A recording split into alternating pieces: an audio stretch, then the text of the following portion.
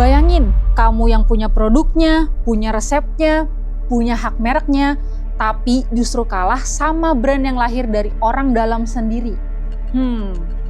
Inilah cerita Roti Boy versus Roti O.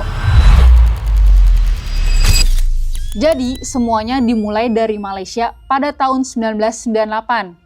Hero Tan, pebisnis asal Malaysia, membuka Roti Boy pertama di Penang, Malaysia. Roti Boy hadir dengan konsep yang sederhana banget. Roti bun dengan topping kopi dan isian butter.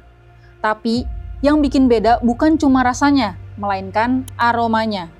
Roti Boy ngelakuin sensori marketing. Wangi kopi yang keluar dari oven itu sengaja dilepas keluar toko. Jadi, orang lewat nyium aromanya bisa bikin langsung berhenti untuk beli. Bahkan, banyak yang beli bukan karena lapar, tapi karena nggak tahan sama aromanya. Lalu, konsep ini meledak.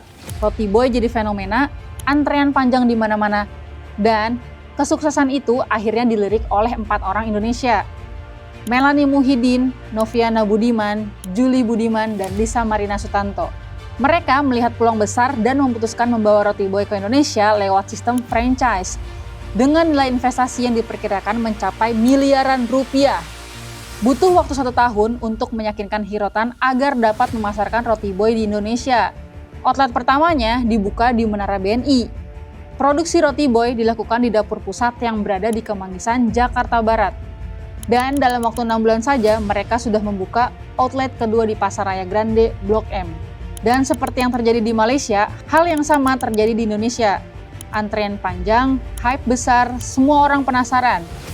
Di masa itu, Roti Boy bisa dibilang raja roti kopi. Brandnya kuat, kualitasnya konsisten, dan posisinya premium.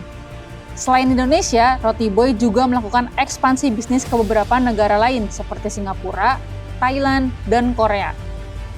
Tapi kejayaan itu tidak berlangsung lama. Pada 23 Mei 2012, hubungan antara pemilik brand Roti Boy di Malaysia dan master franchise di Indonesia berakhir. Mereka memutuskan untuk berpisah. Dan dari sinilah cerita berubah. Pihak Indonesia kemudian membangun brand baru yang kita kenal sekarang sebagai Roti O pada tahun 2012, yang kini dinaungi oleh PT Sebastian Citra Indonesia. Secara konsep mirip, bahkan sangat mirip, tapi strategi mereka beda jauh.